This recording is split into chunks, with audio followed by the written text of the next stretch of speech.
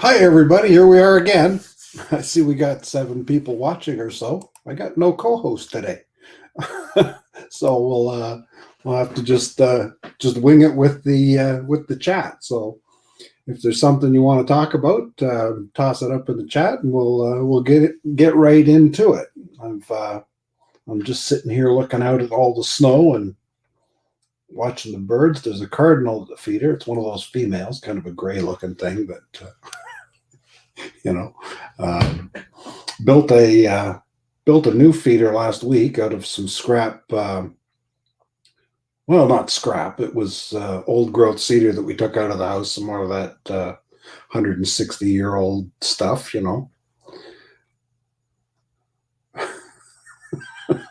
Okay. Oh, drone shots is getting political already.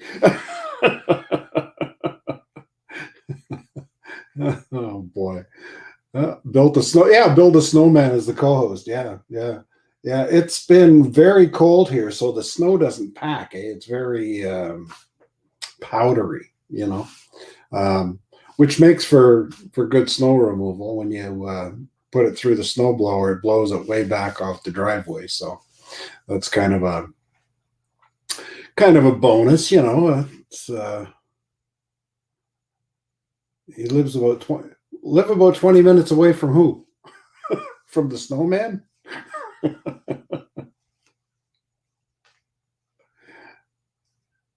Oh, from Pfizer. You live near Pfizer? Oh, wow. They make Pfizer in Michigan? I'm not sure. Kind of watching the chat there to see. Yeah, it's warming up here. It's -2 Celsius now, which is what, about 29, 28, something like that. So it's getting pretty close to the freezing point. Yesterday, I had to go out and knock 4 feet of snow off the gazebo. It was getting deep out there, you know. Kazoo in Kalamazoo, Kazoo, Michigan. Well, that's pretty handy if you get Pfizer delivery. We're having some trouble with getting vaccine here in Canada. We've run out a couple of times, and it is what it is, I suppose. We're hoping to, yeah, Kalamazoo. They call it Kazoo. Okay. Oh, there's so many places in Michigan that sort of are steeped in history. One is Battle Creek. Do you remember they used to always advertise Kellogg's of Battle Creek? Like that was, you had to remember that it was Battle Creek, Michigan, where your cornflakes came from. It's funny the things you remember from your youth. We used to have an oil delivery company for your heating oil, and every morning, the radio would be playing while you had your breakfast, and you always remembered to call the oil company at Jackson 27711. And I don't even know if they're still in business, but back in the day, remember, I don't know if anybody's old enough to remember when we had telephone exchanges had names. I lived in a Fulton exchange, FU. So you would dial FU on your telephone, and then the other 5 digits. And then it was a really big deal if you had to call long distance. Most of Jody's drone shots are in Battle Creek. Oh, there you go. So, right by the Kellogg's factory, no doubt. I don't know. Do they still make all their cereal in Battle Creek?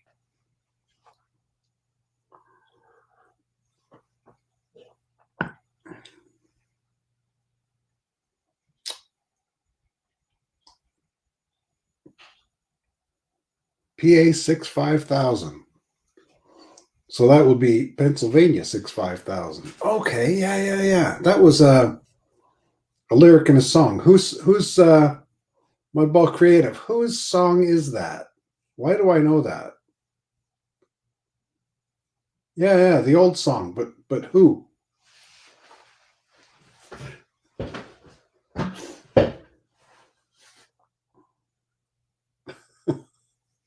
I'm just trying to remember because that's Pennsylvania 65000. So yeah, that would be your 7 digits. WK Kellogg's. Paul Murray got an invitation. Paul Murray could join me and co-host these shenanigans. I don't see Hugh in the chat even, so he may be taking a lunchtime lunch meal. So, and that's okay. That's okay. We take what we get here. I didn't line up any. Oh, and Dre, Recovery One Drones. Good to see you.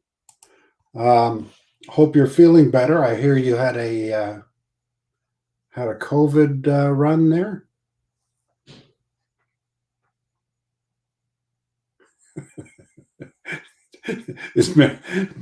Mudball Creative says he doesn't remember his his memories are like birds fluttering between empty feeders. Perfect.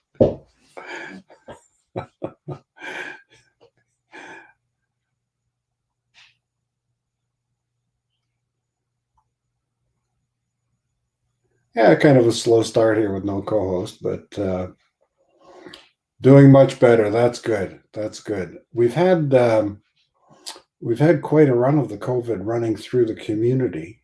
Um, Glen Miller. Okay. Okay. Um, we pass a place near Trenton, Ontario. There's a big Air Force base there. And leading into the Air Force base is Glen Miller Drive. I suppose he was a big supporter of the military, and they named a road after Glen Miller because I would suppose the Glen Miller Orchestra did tours to support the troops.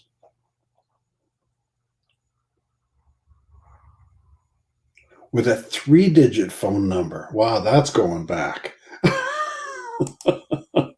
Wow. Wow, 3 digits. Yeah, yeah. You see, I go back to the 5 digits in the exchange. So, and I can remember two places that I lived that actually had party lines. You'd pick up the phone and there'd be somebody already on the phone, and you'd have to hang up and wait until they were done. And when we lived out west, we had some neighbors, and I don't know if they were neighbors because you don't know where they are, but she would get on the phone for more than an hour. If you had some kind of urgent call to make, there was nothing you could do about it, right? You'd have to wait for the line to clear. And I guess never did it, but I suppose you could get on and tell her to shut up and let me have the line, but it would still be up to them to relinquish the line. And you don't want to make enemies with your neighbors anyway, and I maybe back then it was a kinder time too. I don't know. Not so many Karens, but yes, Dre at Recovery One Drone had a shot at the COVID, and oh look, surprise, surprise! I hate to see you sitting here by yourself, Gary. Well, it's hard to keep the conversation going alone.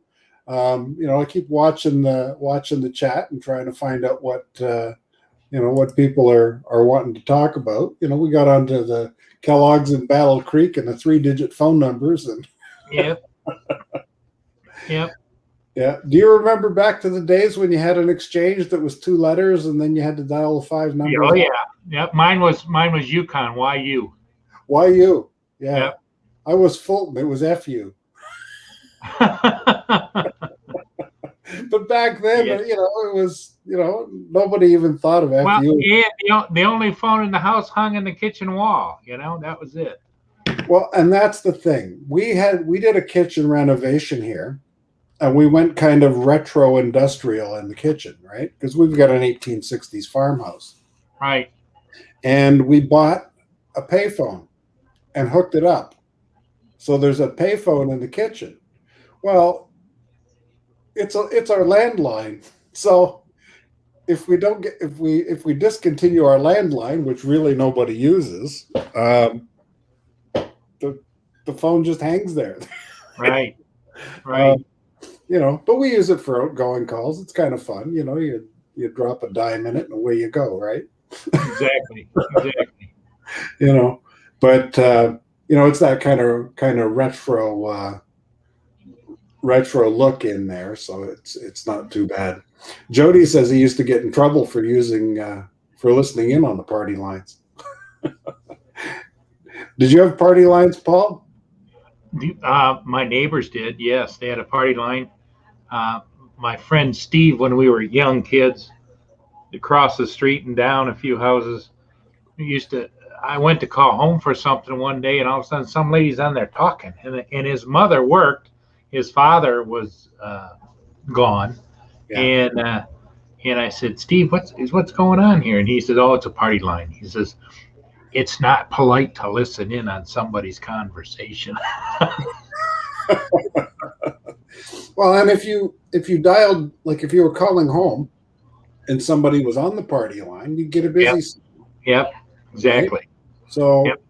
you never knew if somebody was on the phone or. Whoever occupied the phone had the line. Yep. Yeah. That was strange. But so, how are you doing today, Paul?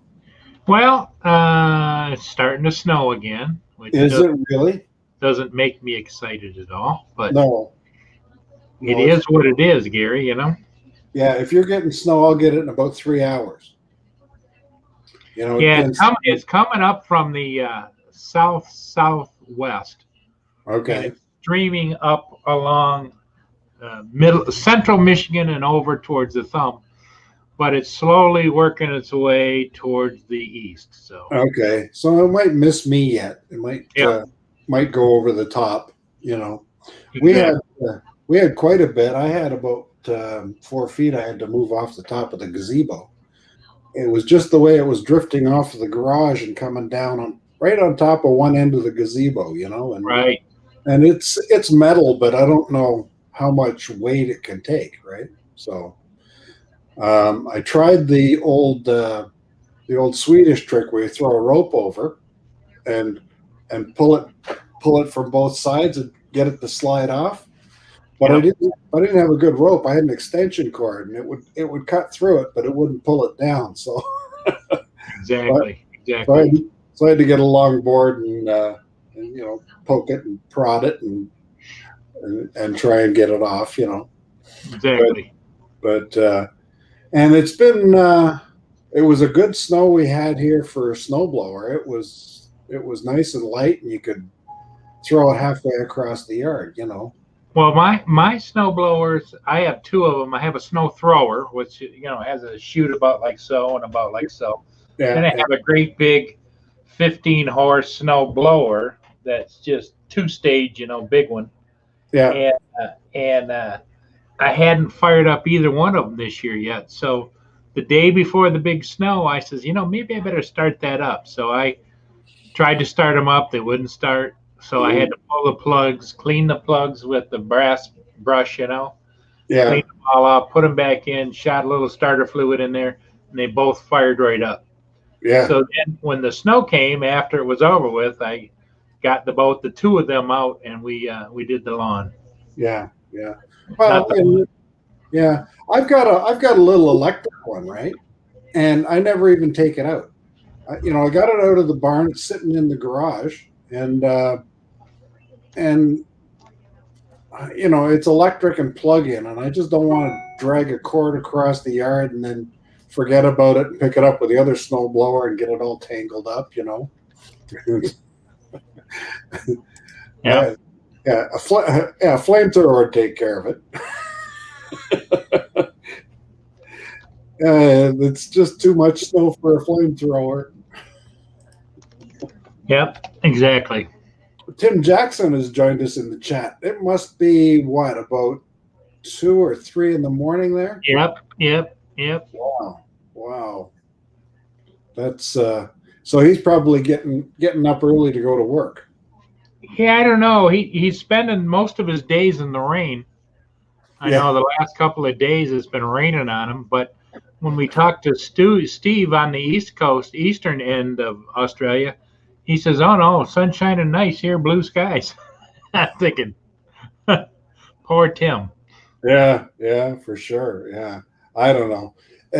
It's strange weather all over the world. Texas is getting hit badly without getting into politics. You know, um, Yeah, it's sad. It's sad. People, you see on the news people out there, they're taking snow, putting it in big pots, and then melting it on their gas grills, propane grills why are they melting it? Just to get water? to get water No kidding. because the electric grid's down, and so there isn't any water being pumped either. Holy smokes. Yeah, yeah, Yeah, that's it's wild. sad. Well, there was somebody on Roger's feed this morning. She's been on there the last couple of days, and last night she was on. her power goes on and off every 2 hours. Is that right? Eh? That's It's Angela. yeah. No, Angela's. I haven't heard from her, but another gal, and she said it's been happening since Sunday. Sunday was off 24 hours. Wow, wow, that's tough. That's tough. Um, I remember we had an ice storm here. Oh God, it's years ago. Yeah. Knocked out power for a couple of days. You know. I see Hugh popped in. Yes, yeah, I saw him there in the chat. I put in a huge and he put in a gory. So the running gag. Yeah. Andy's here from El Snakehead. Yeah.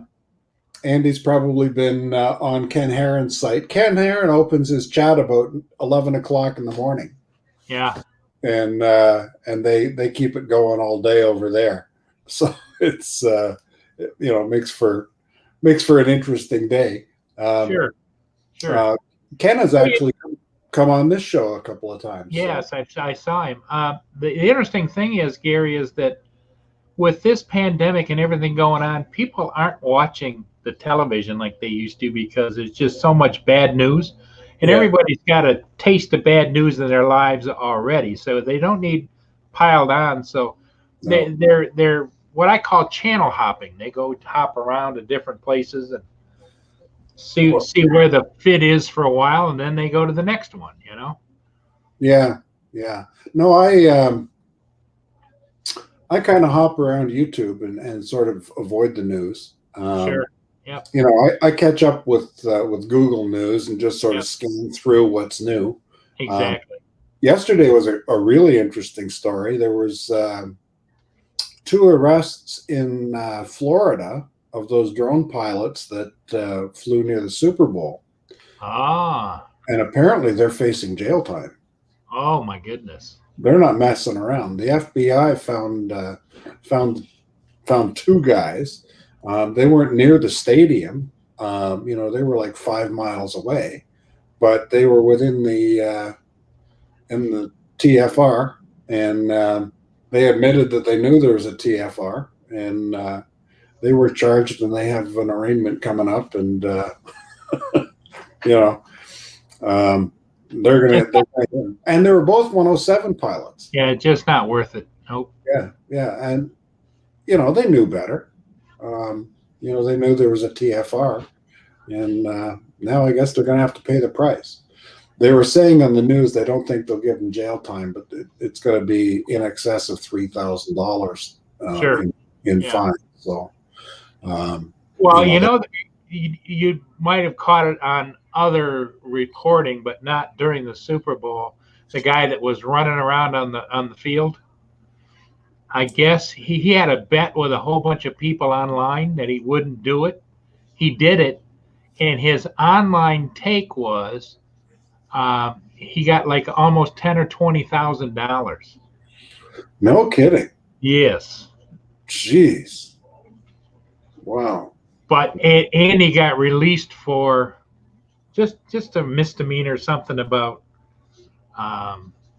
not being in the right place, the right time. I don't know what the exact phraseology was, but he was released immediately. And Now, Hugh is saying that sub 250 is the way to go, but I think if there's a TFR, you're still subject to. Yes. Yep. In the U.S., I know. I think in Canada as well. Yeah, you still have to fly according to the rules. You just don't have to register. Yeah, it's funny here. I think the only rule is you have to stay away from traffic. Yeah. You can't put anybody in any people or other aircraft in danger. Right. So I don't know if the TFR would apply. I know sometimes I've flown in NOTAMs. Yeah. NOTAMs are sometimes just there for a temporary structure, a crane that's gone up. I've seen a NOTAM for drone operations happening in the area. Yeah. Well, okay. Well, I'll fly near a drone, I don't get a NOTAM when I'm flying, but Well, used to be, I know with my Inspire and with my camera drones, used to be that you used to be able to pull up, say you're not able to take off here because blah blah blah blah blah, unless you accept responsibility. And it had a small little box, you could hardly see it in the corner. You had to be on a tablet to see it. You tap down there in the black, and it says, "Okay, you accept responsibility, yes or no." Yes, then you could take off. yeah. But the newer ones, like the Mavic 2 Pro and the Mavic 2 Zoom, I tried to take off one time. It was close to an airport. All I wanted to do was 100 feet, which Yeah. it said I was allowed to do, but it wouldn't let me take off. So Is that right? Eh? Yeah. Yeah. I've had flights close to the airport here, and I get the warning and the thing to sign off with Yep. with DJI, and I don't know, they don't seem to recognize the difference between basic and advanced pilots in Canada. Yeah. Like you don't get to register with DJI as an advanced pilot, but yeah, I've flown by the airport and been able to unlock and Yeah, because I drove. I went to a community south of myself to get an aerial of an event, which I did. On the way back, I've had a lot of people ask me they were building this great big roundabout next to the freeway, Mhm. where a freeway access actually came into the roundabout. Which to me Oh, I don't get that, but um, so they wanted me to get an overhead shot. So I figured 100 feet below would be fine, because it was still under construction. yeah. I couldn't take off. Is that right? Eh? Well, well, that's when you wrap your drone in tinfoil and doesn't know where it is. Yeah. Do it in Addy mode. Yeah. It's Yep. it's a strange world. You find Well, the thing of it is I'm a 107 pilot, so I'm advanced like you are, and yeah, let me make a decision. yeah, yeah, I went and did the tests. I do everything. I know what I should and shouldn't be doing. You put out your NOTAMs and your grids of where you can and cannot flight certain altitudes and all kinds of things. If I can't manage that, what the hell are you doing? License me as a 107 pilot? yeah. I Yeah, mean, yeah, a manned aircraft doesn't run into a geozone. He doesn't come to a place where it says that they can't fly below 500 feet. right. Well, he's not supposed to, but nothing restricts him from doing so, right? And I guess that's some of the automation that we get. That's the price we have to pay for the automation that's in our drones, I guess, too. Right. These manned pilots, they don't have autopilot, and they have to be responsible for their own life, and I guess they're counting on people going rogue or doing the wrong thing, or a 12-year-old dad's drone and decides to go to the airport. Yeah, and a lot of that hype, Gary, too, that bothers me is that I've been flying drones now for 7 years, okay? Mm-hmm. And I can only count maybe on one hand any time that a drone has struck an aircraft. Yeah. And there's hundreds of thousands of drones around the world. But an automobile, you give it to a 16-year-old to go out and drive, and we got 43,000 deaths every year on the highways here in the U.S., Yeah. Oh, absolutely. It's like X-Jet, Bruce Simpson. He's always espousing, the safety of the thing and the the regulations that are made that just don't make sense. Right. Him flying below his fence in his backyard and is in violation. It's nuts. Yeah. And the media can sensationalize this stuff, and it's always negative. You don't see a lot of really good drone news. You know, and I'm not going to post something where I went and I looked out in the cornfield and found the neighbor's dog. Yeah. You Yeah. know, that's not news. That's just a good deed that somebody did, right? Well, and the other flip side of that, when you talk about drone news, is there's really nothing going major that will affect all of us, not only in regulations, but new equipment coming out. I don't have any intentions of buying the new FPV DJI drone. Just isn't No, my thing because I'm not a goggle person because of the no, glasses and everything else. yeah, And yeah, and but what's happened is the smaller drone companies are FPV, so therefore you're back to the goggles and stuff. yeah. And but as far as camera drones or whatever, yeah, there's a few changes. Maybe they might change a camera or whatever on the drone, but the narrow cast of the drone manufacturers that are in the category that I fly just Mm, there isn't any major changes going on there. yeah. Well, Paul, I fly the original Mavic Air. It does exactly what I bought it to do, Yep. Yep. right? Um, you know, I edit video and spend more time editing than flying. Right. You know, and it does everything I want it to do, and I haven't had a need to upgrade. There's nothing there for me that that says, oh yeah, go out and spend a couple $1,000 and you know and get something better. You know, Right. um, Right. man, I'm a fair weather flyer. I only fly in the summer anyway. So Yeah. Well, the sad part of it is when DJI, I used to fly Wakira before DJI, and then when DJI came out with their Phantoms and Inspires, the original Inspire one, and all those, I purchased an Inspire original, the original one, yeah, and everybody talks about the cost of drones. Now this was 5-7 years ago, whatever they came out. $3,600 US with one battery. wow, So wow, now I just purchased my fifth Inspire, which I don't fly. I feel guilty about it, but it sits over here. Version 2, but I got that Inspire 1 version 2, $1,100. yeah, yeah. It's crazy, eh? Yep. Yeah. Now you're buying them used, right? No, That's no, new.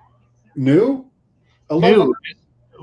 Well, it's DJI refurb. It's like new.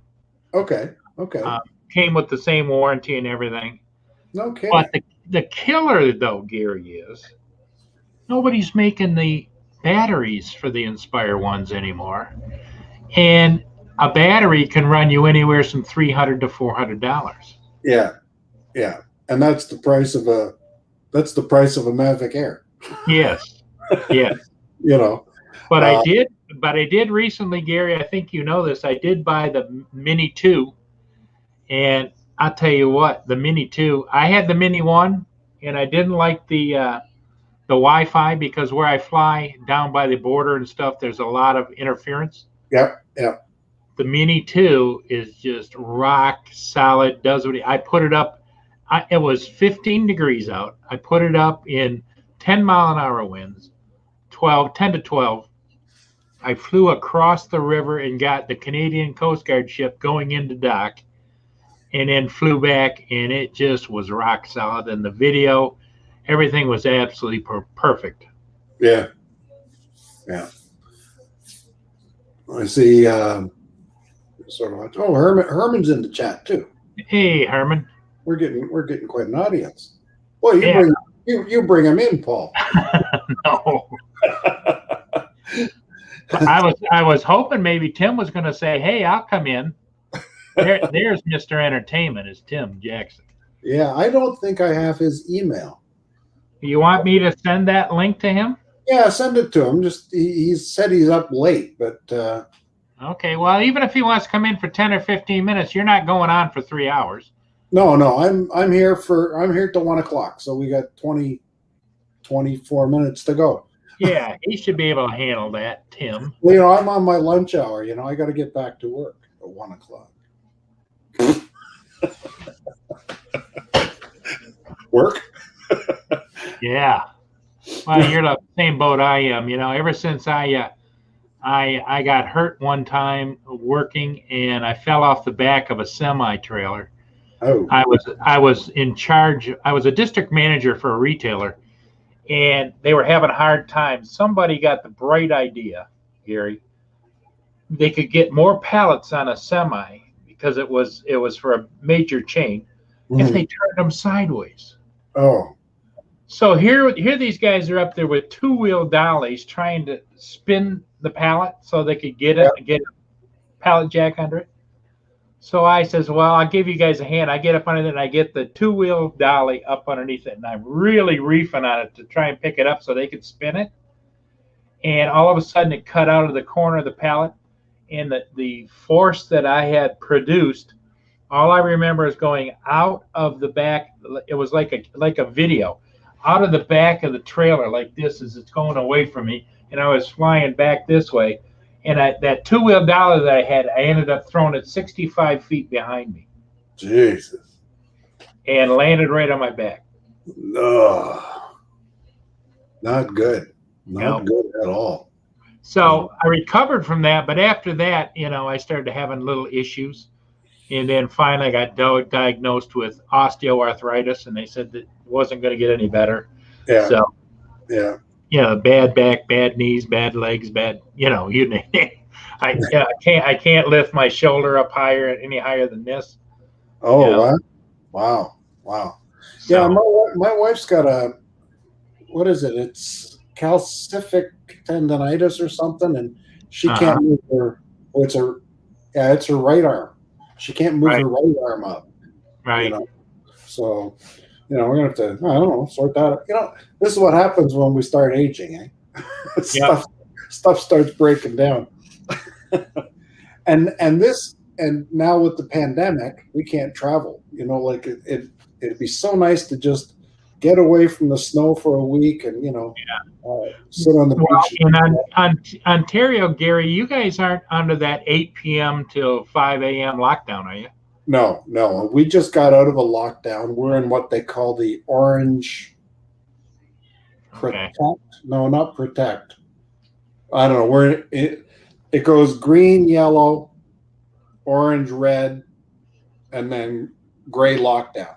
We were in gray lockdown for 6 weeks?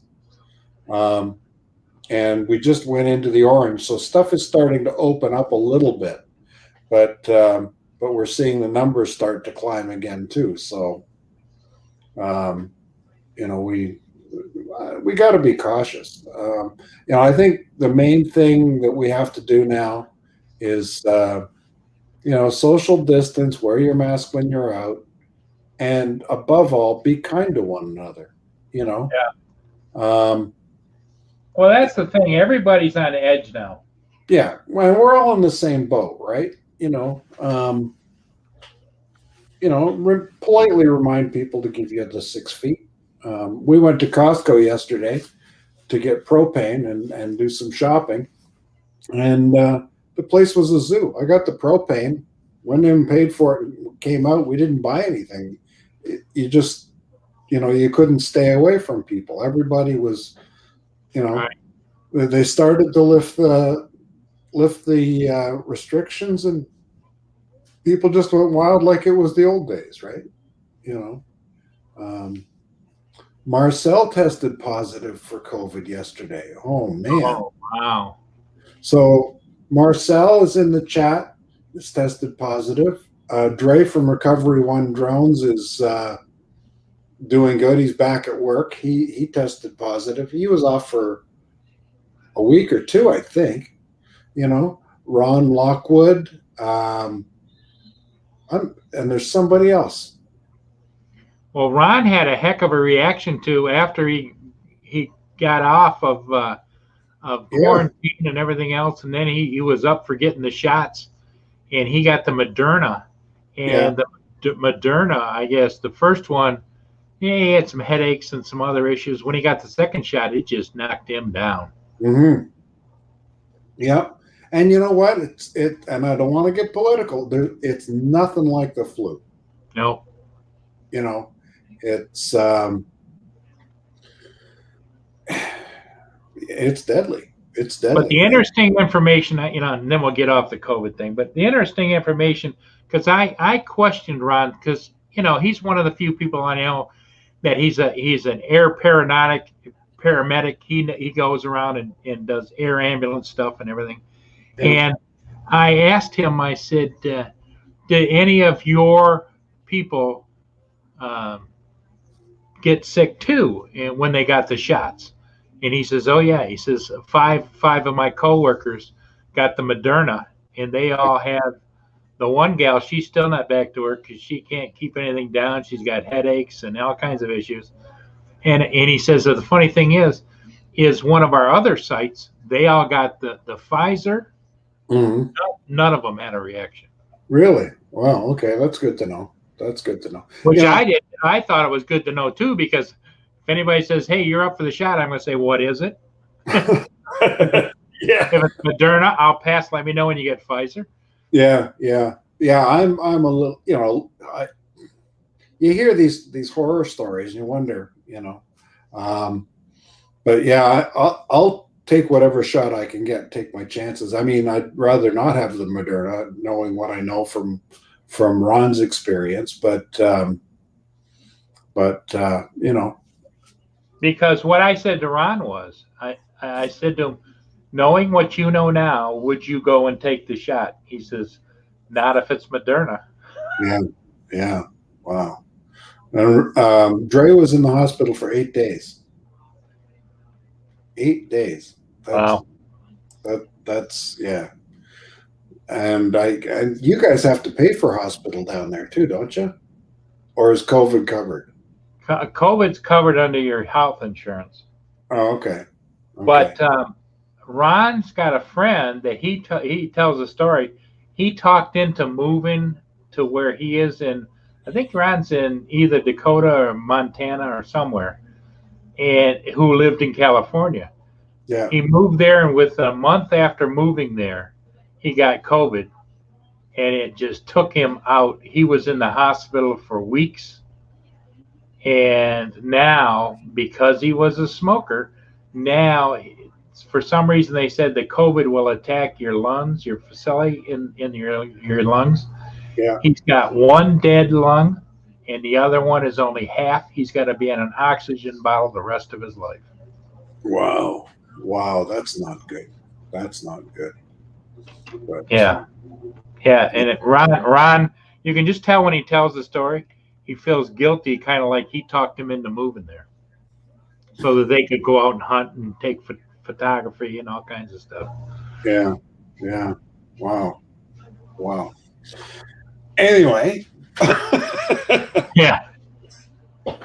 So the weather, you're getting the snow now, eh?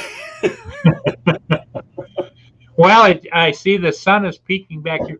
They said that it's going to be on and off. Most of the snow that we're going to get, Gary, is later this afternoon. Yeah. We got a little brush, but it's nothing major. Now they're saying, I just saw in the news, maybe 1 to 2 inches possible. Yeah. Until the next storm comes along. Well, I just looked at the weather here, and it says expect flurries in the next hour. So. Yeah. And I look at the radar map, and it looks pretty bleak. But I don't know. Tim Jackson's philosophy is he's just going to keep partying like it's 1999. Yeah. Party like it's 1990. Now, Smega says, that was the news, now the weather. Yeah, we'll just keep rolling along, Yeah, the number one thing that I usually go and document and film and love to fly are the ships. And of course, the ships on the Great Lakes are, for the most part, you'll get 1 or 2 of the tankers moving around, like from the refineries in Sarnia and down to the east. Yeah. They're all put in getting their repairs for the winter ready to be when they open up the locks again, everything. Usually it's like in the middle to the end of March, then Yeah. the season starts again. So Yeah. Well, I was thinking in the spring I may start going down to the Welland Canal and getting there you some of go. them coming through the canals. Yep, That's interesting stuff with the bridges going up and down and yep. locked. And There's all kinds of people around the world, Gary, that watch my videos. oh yeah, Oh yeah, from Japan to Italy to France to Great Britain. yeah. Because and the number one question I usually always get is, do they dye the water blue? No. It's called clean, for the most part, clean, fresh water. I says because they're all used to looking at the ocean, which is like the kind of a green, gray, blue type of thing. Yeah, yeah, and they're near the shore where there's more turbulence, right? Right. Um, Right. You know, the Great Lakes are, especially from Huron on up, Huron, Michigan, and Superior are the cleaner lakes. Not until you get down into Erie does it start getting brown. Right. You know, Right. Lake Ontario is not too bad because it's deep, but Lake Erie is a shallow one that, Shallow. that everybody's dumping their sewage in there. So, Well, no, that's the other thing that I know that up they've been working on cutting it off, but up the lake shore from me, they used to just run off. They didn't care. You know, it's like farmers would have farmland the other side of the main road, and it would all wash down into the gullies, and they'd go out into the lake. And yeah, um, but it's still damn good clean water comparatively to other places in the world. You know. oh for sure, oh for sure. I can't imagine living in third world countries where, it's so poor that they go down and get the water and stuff from the shore, and you look at them dipping the water and it's brown. Yeah, yeah, they're drinking mud. Yeah. Yeah, we're very lucky in that regard where we are. We're like you. We're between two Great Lakes. My well in my house is 7 feet below the basement floor, and all the water that I need. I fill my pool from that well. Yeah. I'll run the hose for 3 days straight and fill the pool. And we think nothing of it, right? It's just the way it is here. And, just so you know, that Pratt plays, that is Rob, Welsh Rob's nephew. oh, okay. Yeah. Yeah, he comes on to Roger's channel once in a while. Pratt plays. Just He's became a nice young man. Yeah, he just got a wrench. Yep. So, and Welsh Rob is in the chat now too. Yep. Okay, I got to start watching the chat more. Yeah. So,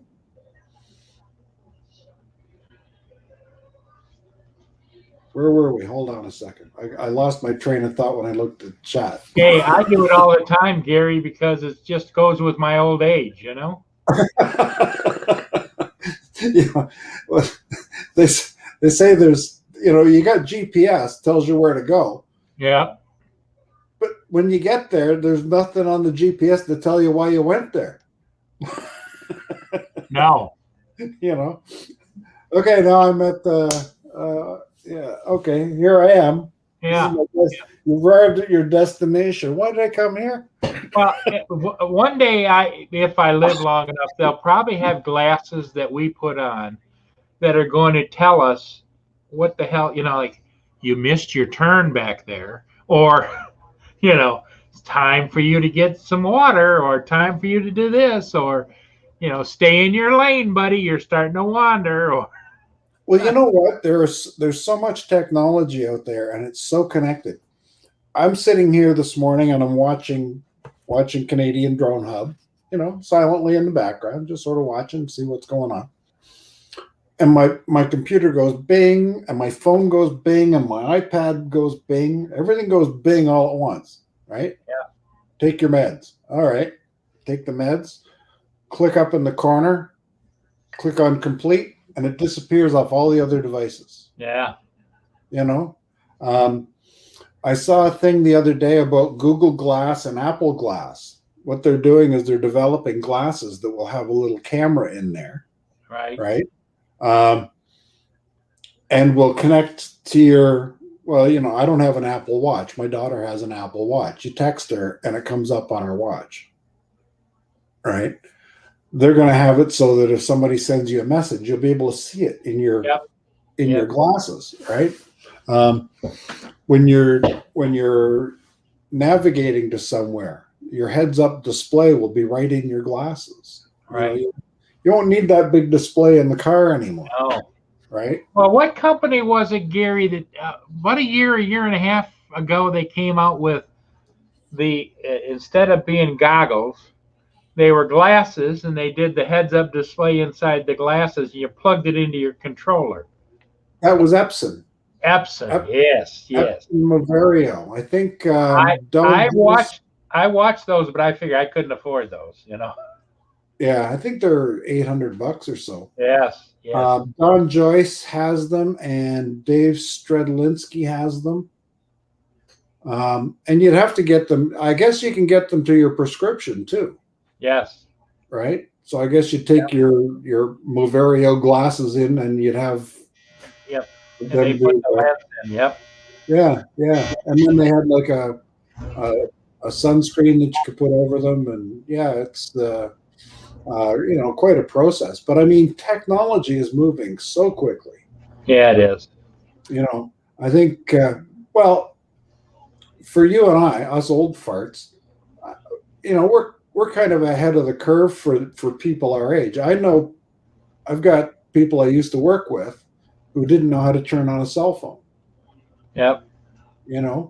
And probably still don't. And and for them to come on and do something like this would be just way beyond it for them, So I think my shake my head moment is when I think back where we came from, Gary, to where we are today. Yeah. And my shake my head moment is when I see these young kids almost coming out of the womb being able to text and use all the electronic equipment. It's like it's a genetic thing, Yeah.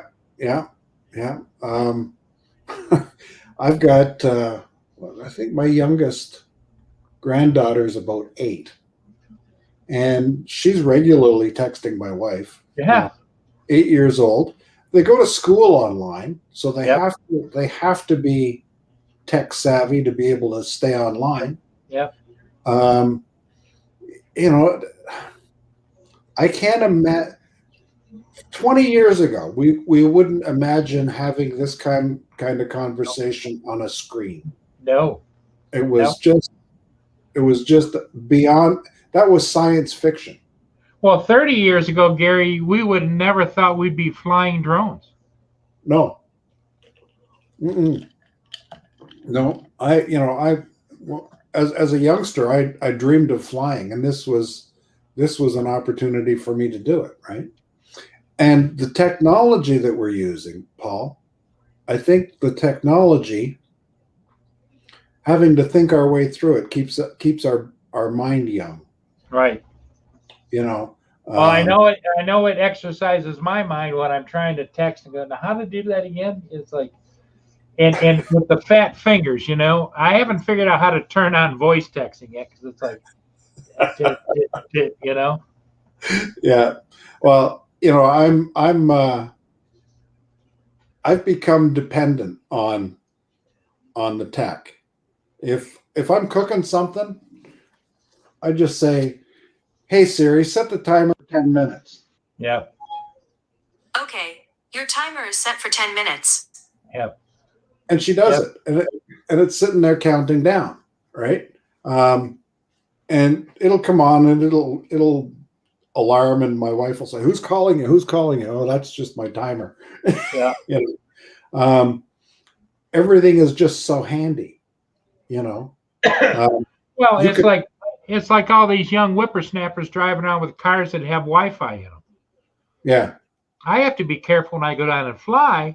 I cannot park between two cars that are Wi-Fi and they're on them because it Yeah. screws everything all up. I have to recalibrate, redo this, redo that. Well, I told my dad, I said, you know, this car that you bought, this is going back 10 years. I said, this car has more stuff than you'll ever need. I said, you've got a garage door opener in your car and you don't have a garage. Yep. Right? I said, this car gives you Bluetooth. And he went, I have Bluetooth? And I said, yeah. I said, should I see the dentist? Yeah. You know, but he was losing it at that point. Well, I had a grandfather who was Scotch Irish, you know, just straight as an arrow. And when he would go buy a new car, he'd demand they take the radio out because he didn't need a damn radio in his car. And they'd say, well, we'll give you the radio. No, I want it out of there. He'd make them take it out and put a plug where the antenna was and take the radio out. They says, well, you know, nowadays they have power windows. If it doesn't crank, it isn't going to home with me. And in fact, he had 3 on the tree on it. He didn't want no damn automatic transmission either. That was just something else to go wrong. Yeah, exactly. Yeah. Oh, that's crazy, you know. But anyway, we're coming up to the hour. Okay. Thanks for Gary, glad to be here with you, and I'll sign out and let you say goodbye to everybody. Okay, that was fun, Paul. Thanks so much for stopping by. You bet, Gary. All right. Well, you know, we've still got 12 people watching, but you know, I'll let everybody get back to their day. I thank you all so much for dropping in. Be sure to leave a like if you can. Share it out. Let people know that we're on Tuesdays and Thursdays at lunchtime, and we'll catch y'all next time. In the meantime, times are tough. Try and do something nice for somebody today. Be kind. Okay? Have a great day. Bye now.